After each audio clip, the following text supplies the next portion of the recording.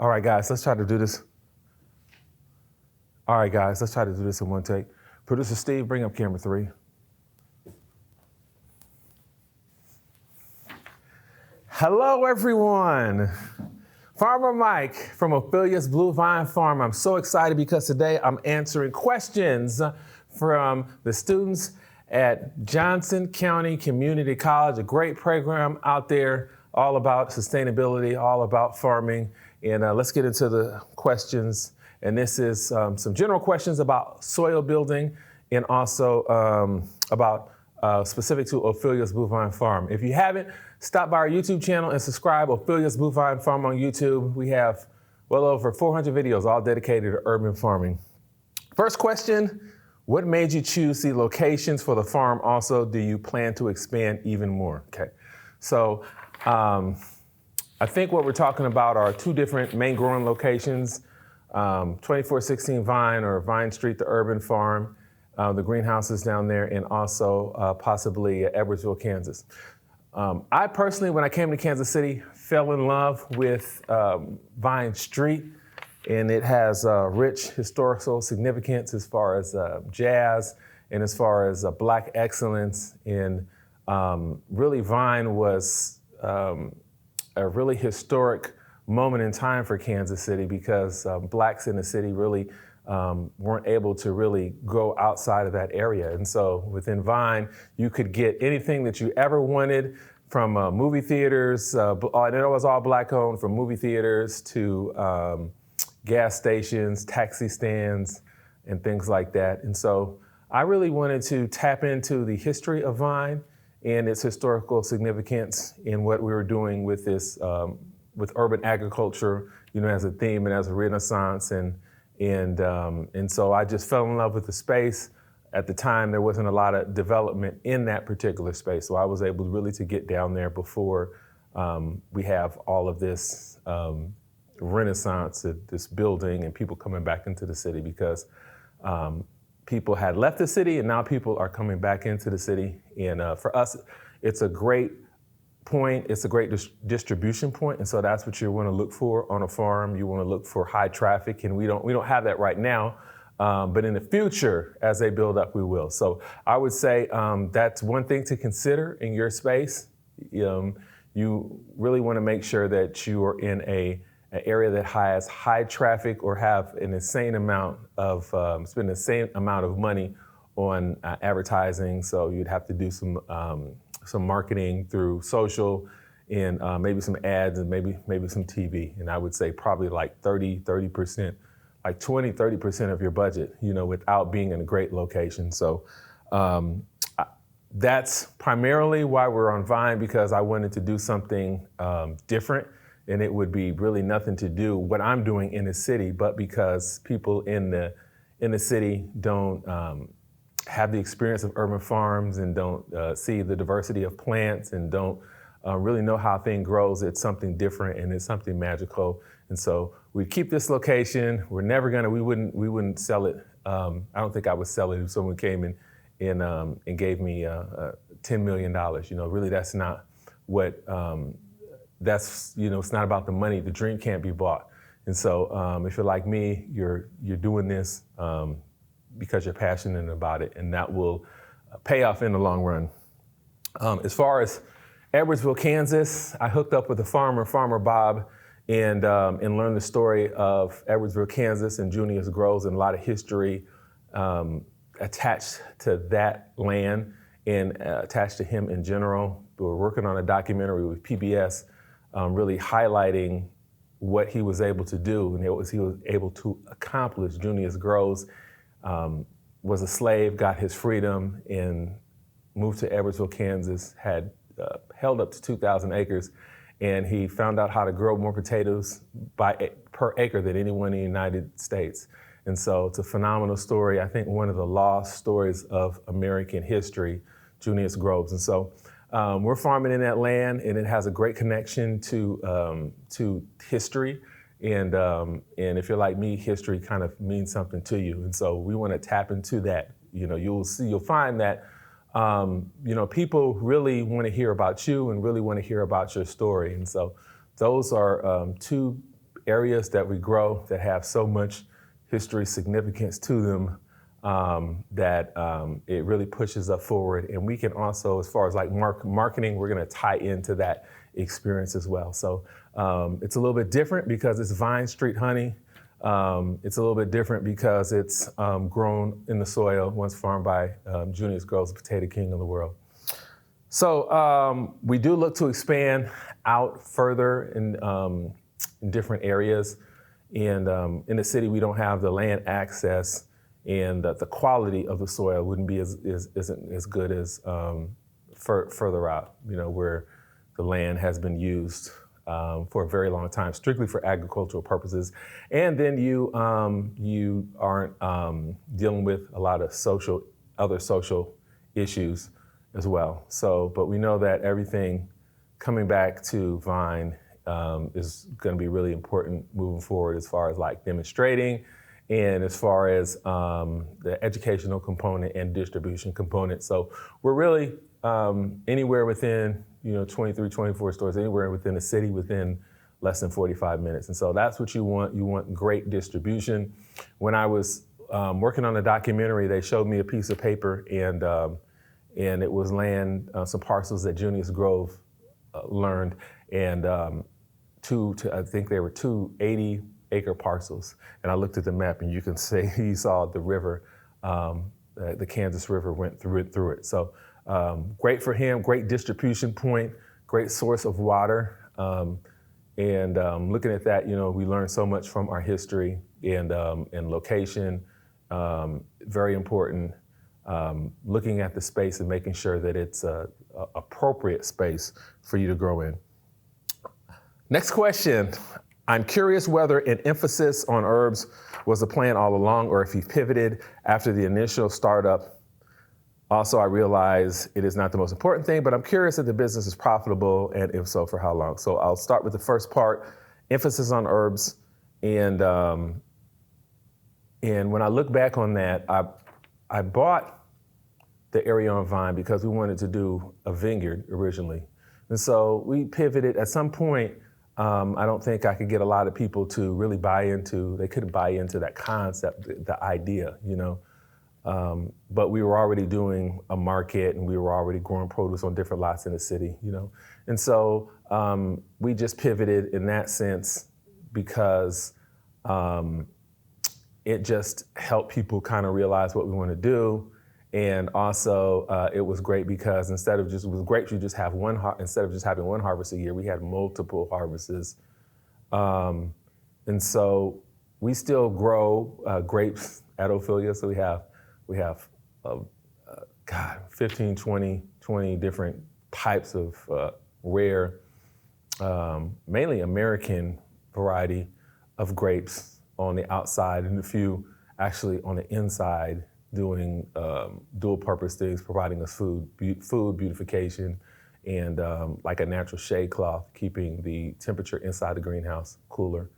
And so we still got that in, but we did have to consider that we didn't have huge access of land in the city. And so that meant that we had to really think about the rate of return for the space. And so we did the herbs mainly because it was a good model for us in this space, kind of niche in what we were doing. And I looked at the inputs involved, the costs, would they need fertilizer, how much labor, how much we're going to get per square foot. And so when you look at growing potatoes and corn and things like that, you have to have a great deal of space, watermelon, things like that. You have to have acres for them to run. But the herbs, for our space in an urban environment, we can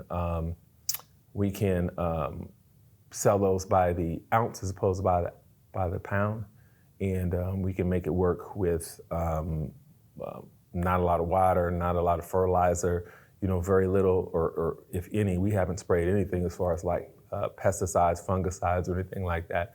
And so we look at low inputs too. And so that model worked for us, and we're a little bit ahead of the curve where we are. I think we're different in the fact of are where we're actually located, that 64108 zip code, herbs are may not be bought on a weekly basis, and so we're kind of a little bit ahead of the curve there. As the neighborhood changes, then our demographic is going to change, and so we'll have more walk-in, more walk-in traffic. But the herbs are great. They allow us to we can sell them freeze-dried, dried, do multi-purpose. So I wanted something that we can have very little waste. With the freeze-dry machine, we could have almost no waste, actually virtually no waste for up to 25 years. They go in the freeze dryer and they come out with 99.9% freshness for up to 25 years. So you can do it freeze-dried, you can do it dried, you can do oil infusions, you can do vinegar infusions. And so that's really what I was looking at. A lot of thought kind of went into what specific herbs that we would grow. And some of them, frankly, it took maybe a year, maybe 2 years really for the market to really figure out the uses of it, or, the lemon balm, for instance, how do we use this? It's so different than what most people, the herbs most people use, rosemary at the time, just the basics. So I also liked the idea to have these herbs for medicinal purposes, for people who want to stop, taking medicine, substitutes for medicine. So when we look at things that have antifungal properties, antiviral properties, numerous health benefits. So a lot of kind of thought went into that, and it's working for us. Let's tackle the next part of the question. I'm curious if the business is profitable now, and if so, for how long? Well, I will say this, Ophelia is profitable. However, usually though, it takes businesses a very long time to become profitable. I was watching an interview with the CEO of Amazon, and he was saying how much money he lost, and I think it was years, maybe 5 years or so, before they started making a profit. I think if you go into your business with $1 million, then it's very easily to become bankrupt and not be profitable. I think when you're passionate about it and you're just getting started and you're putting every dime that you have into the business, you manage the money a little bit better.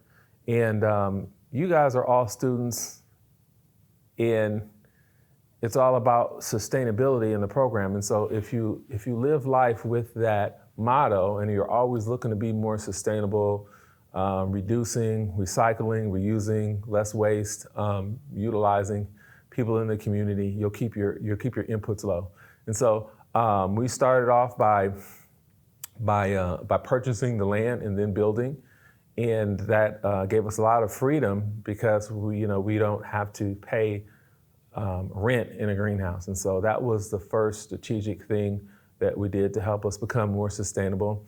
And then we don't carry any loans. Of course, you could, but you want to pay all those loans off probably as fast as you can. I think from my research, most farmers get into trouble when they have too much money out.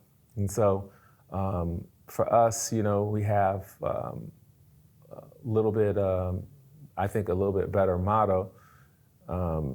We were able to do strategies like harvesting rainwater off of the greenhouse. We do have water line in, and there are certain costs that you have to have. If you have backup electrical in general, you have those costs, those hard costs that are never going to change. But if you are able to reduce your electrical costs, for us, we have a furnace that burns biofuel, and you can even grow your own corn or grow your own fuel. You could put a wood burner in a greenhouse, things like that, and you can keep that input low. That's energy, I think, is the biggest thing. And so relying on the gas and relying on electric, if you can keep those costs down, Preferably, when you look for a space, look for something that's zoned agricultural. We didn't do that, so that's a tip from me to you. Really, that's what you want. You want to be taxed at that lower rate. If you can, use strategies like harvesting rainwater, so you're not paying every month just to have that line in. You're also not watering your plants with water that has chemicals in it, so you're not killing the microbiology of the soil, and it's going to save you in the long run. We don't really think about it, but $40 every month, that's if you use it or not. It's going to add up, and as the economy changes, the world changes, the price of the gallons of water that goes up every year. The prices, the energy prices, things like water usage and stuff is going to go up, and it's going to fluctuate even higher when you really need it. So during those peak times. So if you're able to think about that, and you're able to grow your own food, you're able to save your own seed. You can, like Ron Finley says, you can print your own money. Keep those inputs low. No one will be able to compete with that, and you're so streamlined as well. And if you keep those inputs low, you'll be able to weather any storm that comes through. So you'll be able to weather when the cash flow is bad, and when your maybe your invoices and stuff are late coming in and things like that. And so the key, I think, is what you're doing. The key is sustainability, and very important. But again, you just have to watch your books. I would recommend something like QuickBooks, but just watch the business, because you can go out of business really quick in this industry. So you're always going to have to be paying attention to those things to keep yourself profitable. Next question: has there been any movement towards getting the city to help with the cleanup in general and trying to fix issues and also prevent them by going to meetings, passing laws and regulation, better care and waste management when an urban area becomes abandoned? And that is dealing with the city, I think, regardless of whatever city that you're in. The cities are usually underfunded, and you'll always be probably fighting with the city. They'll probably always be behind, kind of on urban agriculture, and kind of really what you're trying to do, and understanding what you're trying to do and making the process easy. Things like the type of animals, how many, if you're allowed sheep, if you're allowed chickens, can you dig a well, can you not dig a well, setbacks on greenhouses, setbacks on high tunnels, zoning for people coming into the neighborhood. So those are battles that you always probably have to fight with cities. I will say this, that the city will work with you, they'll work with you. And I think our success with the city is, they'll see us in the articles or they'll go online and maybe they'll look at pictures. And I think that that when people really see you doing stuff over years, over the long term, then it tends to work in your favor. And so it's just a matter of, the city will work with you, your representatives will work with you, but it's going to take time. It's not an overnight process. City as government is made to move rather slow. So remember that. I would like to know if Mike has tested his soil or the plants for lead and arsenic. Is it no longer a concern? No longer a concern. A lot of time, a lot of money, maybe a lot of overkill actually, but I'd rather have peace of mind, and which is what we have. Looking back on it, maybe you do something differently. Maybe if you have a site that needs remediation, maybe you just grow flowers. Maybe you grow something that you're not going to eat. Maybe you grow things. Maybe you put landscape fabric down, and you bring in soil, and you do it like that. Maybe you do raised beds. So I think you'll just have to have some thoughtful reflection on your budget, and talk to some professionals on what will work for you and what your options are. And there are other options besides bringing in tons and tons and truckloads of compost. You can use, a lot of people grow, I believe, sunflowers, and some people use mushrooms to help take those toxins out of the dirt, and then they take that crop and dispose of that. So there are other ways that you can do it. I think it all is very, all requires time. So depending upon your timetable, if you have more time than money, then maybe that's something that you do. But if you need it in a pinch and you put it in kind of overnight, then you do it the expensive way and dig everything out and remove everything. Of course, you would test it first and get some data back. But just remember, most plants have very shallow roots, and so we're not really probably talking about any more than a foot, 2 foot max into the soil. And so just consider that. It might be a little bit better for you to just put down some row cover and bring in, I'm sorry, not row cover, I meant landscape fabric. So put down some landscape fabric and bring in some dirt, put some dirt on top of that. So that's another way to do it, landscape fabric, and putting compost, putting dirt on that, and then planting on that, as opposed to getting in there and digging all that dirt out.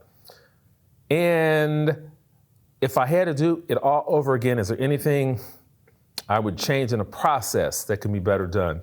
Looking back, you can always probably better your best. I think I wouldn't change anything because it is the lesson, is the experience and going through the process. So it's a process. So I'm sure just like you're finishing up your curriculum, you have to put the time in. Every season, you got to put the work in. And it takes many seasons to get seasoned, and it's a process. And at the end of the day, you can't cheat the process. So no, I wouldn't do it. I wouldn't change anything. Do it over again. I'm just glad I was able to push through the storm. And we learn so much from failing. Don't be afraid to fail. Failure is a process. And so sometimes you come across stuff that is not in any book, and that's the beauty of it. You find another way to do something. Last question, would his land be able to pass organic certification? I believe it would. Organic certification is kind of, it's a long process. I believe it's about 3 years, and there's some testing and stuff, that needs to be done. There's a cost associated with that. I would say from the focus groups that we've done, the people aren't, I'm not really going out there and pushing organic certification. People really care more if the product is local. And organic certification is tricky because I think that there are things in the process that can be manipulated, and so we with what we grow, it's really no need for any spraying and pesticides and fungicides or anything like that.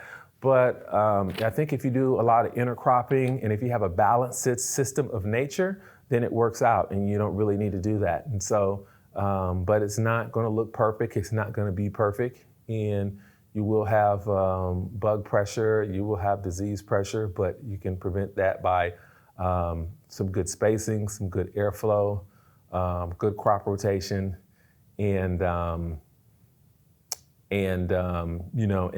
just know a percentage of that yield, will be lost to animals. But for me, it's a great thing because we had these city lots and it had no life. And now you can come down and you've got birds and you've got possums and you got raccoons and you've got deer and you've got foxes out at night and you've got worms, you've got grubs, but we have this system to where it balances itself out. And it's really unique.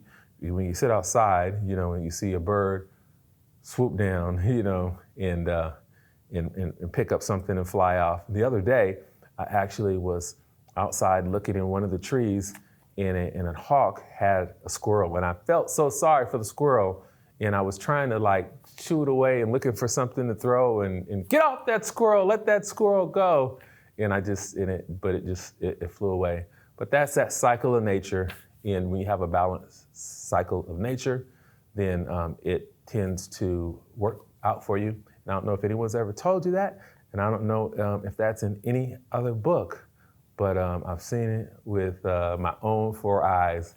And I would say that would be the goal, to have a balanced system of nature at your farm. So Farmer Mike from Ophelia's Blue Vine Farm, I'm sorry it took so long to answer these questions. Thank you so much for reaching out, and all the best.